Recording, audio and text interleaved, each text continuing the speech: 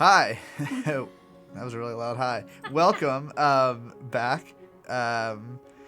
This is going to be on podcasts. We're going to talk about podcasts and how you could create one as a professional development for other teachers and other staff members. I'm just going to talk briefly about some of the resources available, not a how-to Right. type.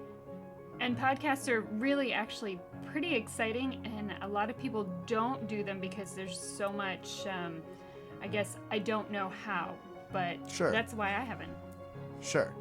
So we'll take a look at these. So what we're looking at for podcasts is you want to make sure you have the right hardware.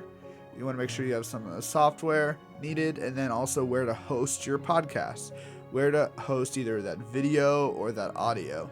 Now we're going to really focus on an audio podcast and how that could possibly be used by your staffs.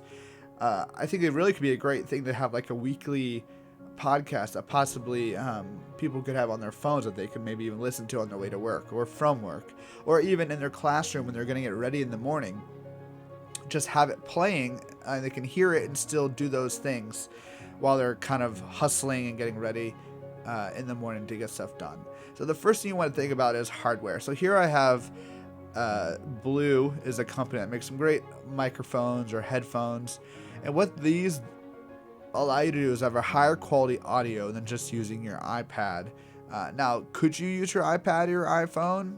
Absolutely. It just has a higher quality audio. So also you could use your headphones that came with either like an iPhone. That's also an option. Right. So, I mean, you're thinking of your audience and you're thinking, is this something that the students probably can use in the future? Is this something that you want to invest in? If you think that other teachers or students would potentially use this, then I would say definitely go ahead, because you probably don't want your earbuds in some student's head either. Sure, I definitely don't. It's true. All right. So you want to look at what type of microphones you'd want. So this website has some good examples. These you can get in random places. You get them online, of course, if you've ever heard of a website called Amazon or others, as well as Apple Store has these as well. But let's look. So first, if you're going to record from a computer or your Mac, which is fine, you'd want to get a desktop USB mic. They pretty much go from most professional kind of down to the starter range. I've actually owned one of these before, and I did a podcast with the Snowflake. It is great to start with. I would recommend not investing too much money if you're looking for that. The Snowflake microphone is good. It's portable. You can take it with you. Again, perfect for your audience. Absolutely. And also there's a couple that actually would plug into, for example, the lightning adapter of your iPad or iPhone. These are definitely good if you're going to think you're going to be using your iPad or your iPhone, hence why I said that. Anyways, those are good to use. The mic I've seen at most any Apple store that I'm at too, if you want to get one in person. So you want to make sure you have that hardware. All right, so that way you can record. You need to have some sort of software you're going to record to. Audacity is a good one, but you also have a free one. There you go. You also have a free one right there from your Mac, right? So Garageband. Oh, this is Garageband. Yeah, this is Garageband. So you could record. So right now it sees we're recording. We're recording on top of recording. Again, very meta. Whoa. But so I'm recording what I'm doing. If you want, you can also add little loops and music and stuff to that as well. And I'm not going to get into that right now, but you could do that even to create yourself intros and that sort of thing. And even if you created a 5-minute podcast or a 10-minute podcast, just talking about different tips or different tools or different focuses that your school would want to have, or other teachers might want to have, this would be a good way to do that. Think about like a Tech Tip Tuesday or something, and you take 5 minutes every Tuesday and you record, hey, I found this tool on a website. I'm going to use it in my blank class. Maybe you could do this. And alliterations are always powerful. They are. Anyways. Tech Tip Friday is just not as much fun. It's just not as, it certainly isn't. All right, let's take a look now at, so we looked at what we might be using to record. We looked at what software we might be able to use and edit it with. But then we need to actually host them as well. So when we're hosting it, we have a few options. one of the most popular options is something called Soundcloud. And Soundcloud is great because it's easy to interact with. It's actually very popular. Some of your students might actually already use it for music. You can upload your own music and stuff to it as well, or other people's music, which also happens. But actually, there's other podcasts on there that you can put on. And you can get it's freemium. And so you could actually host up to 3 hours of audio for free. But then after that, you would get kind of advanced statistics, as well as you just be paying. There's different levels, but one is about $6 a month is the lowest paid level if you want to kind of go kind of past that. And then what's really nice about that too is, well, your staff could have the SoundCloud app either on Android or iOS on their phones, and then they could actually just subscribe to your podcast and they just use that app to listen to it.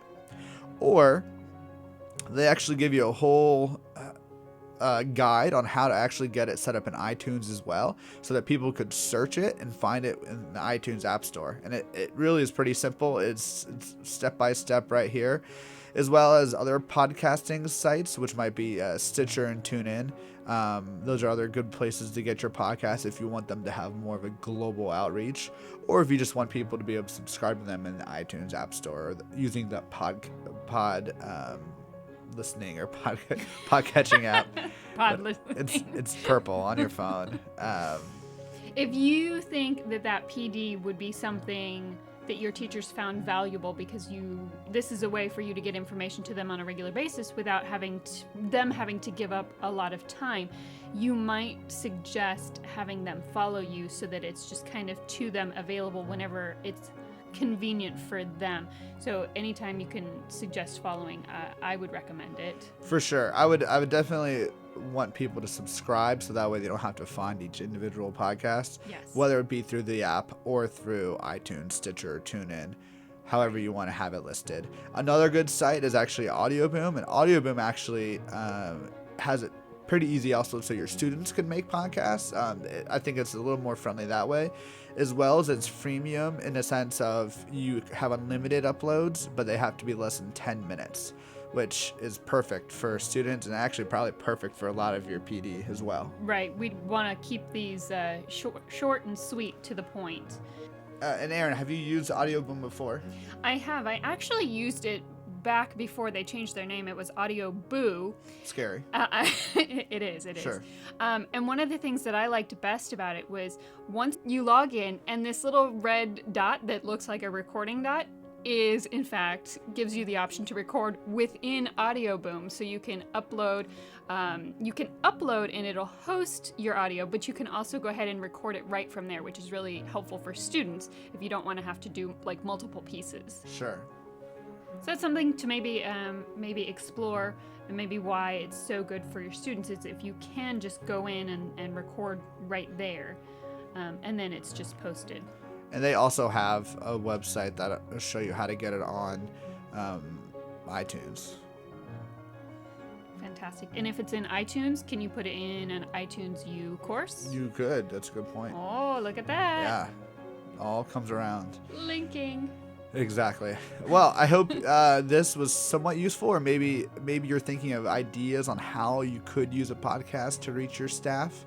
I would just think about those ideas, and if you have any ideas you want to share with us, make sure you do. Yes, please. I am thinking I want to do a podcast now too. Yeah, as good as we are on this, you would think that we already have a podcast. Right? We're totally hilarious, don't you think? Oh, yeah. All right. We'll see you in the next video.